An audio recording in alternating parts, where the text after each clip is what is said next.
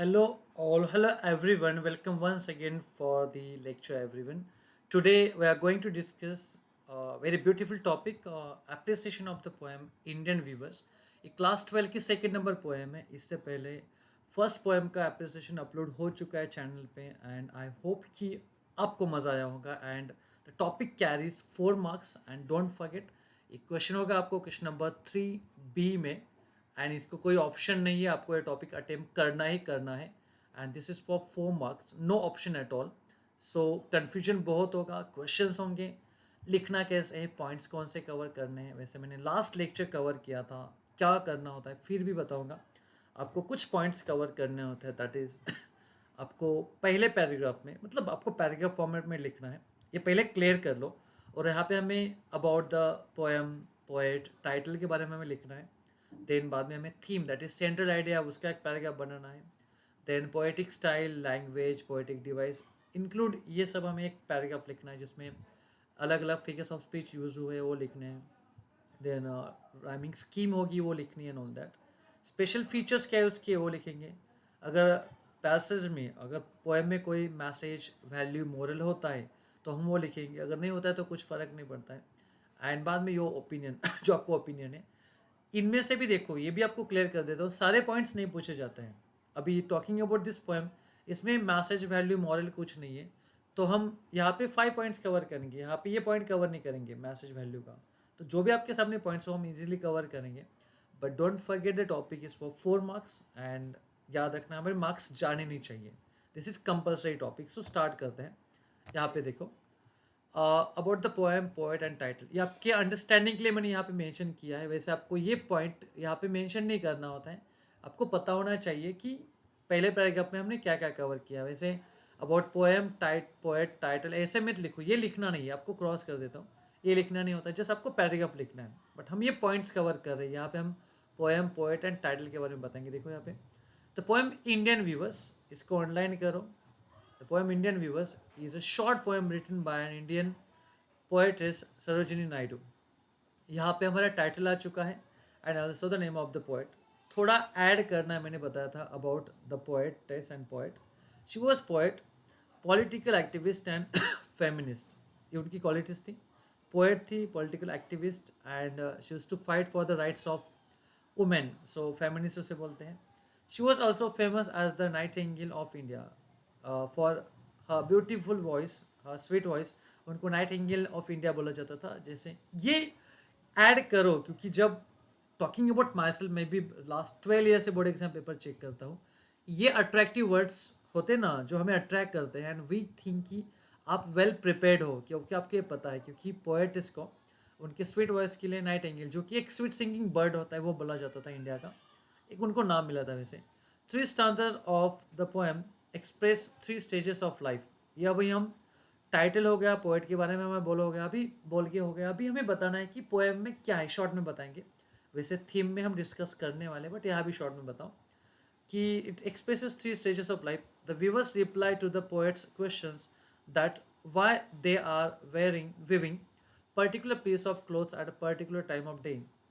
The title and the poem is dedicated to the Indian viewers out there.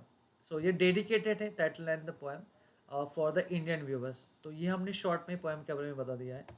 Next हम cover करेंगे यहाँ पे theme और central idea. Again theme और central idea ऐसा नाम लिखना नहीं होता है, डायरेक्टली हमें पैराग्राफ से लिखना है. The cycle of life is the main theme of the poem. Cycle of life is the main theme of the poem. It also highlights the craft and skill of Indian weavers. Poem explains the 3 important events of life, जैसे birth है, marriage है and death. ये तीनों important event जो हमारे life में आते हैं वो यहाँ पे पोएम में डिस्क्राइब किया गया है. It also tells different clothes and colours indicate different moods. जो अलग अलग क्लोथ्स होते हैं अलग अलग इवेंट पे पहनने वाले एंड विद डिफरेंट कलर्स, वो अलग अलग मूड इंडिकेट करता है, वो भी हमें यहाँ पे मेंशन करना किया है पोएम में. ये हमने थीम में लिख दिया. यहाँ पे देखो हमें क्या लिखना है, poetic style, language, poetic device. देखो क्या यहाँ पे, in this poem there are 3 stanzas of 4 lines. The poem is written in the form of question and answers. Poem has a conversational tone आ गई. The rhyme scheme of the poem is AABB. Rhyming scheme भी आ गई है. Poet has used various figures of speech such as simile, imagery, alliteration, metaphor in this poem. यहाँ पे एक मैंने पॉइंट मिस किया कि यहाँ पे आपको एक एग्जांपल दे देना है. आई रिपीट, बच्चों के माइंड में क्वेश्चन होता है. कभी कभी टीचर्स भी बताते हैं कि सारे एग्जांपल लिख दो, जितने भी फिगर्स ऑफ स्पीच है उनके सब एग्जांपल दो. It's completely wrong. आप यहाँ पे 50 मार्क्स से नहीं लिख रहे हो. You are not writing for this 50 marks. आप इसे 50 मार्क्स के लिए नहीं लिख रहे हो, यहाँ तक नहीं. हमें लिखना है ओनली फॉर 4 मार्क्स. सो यहाँ पे एक लिस्ट दे दो और किसी एक का एग्जाम्पल वहाँ पर दे दो. लाइक जस्ट आगे आप कंटिन्यू कर सकते हो. The example of simile is and वो एग्जाम्पल एंड वो क्यों है वो हमें छोटा एक्सप्लेन करना है एक लाइन में बस.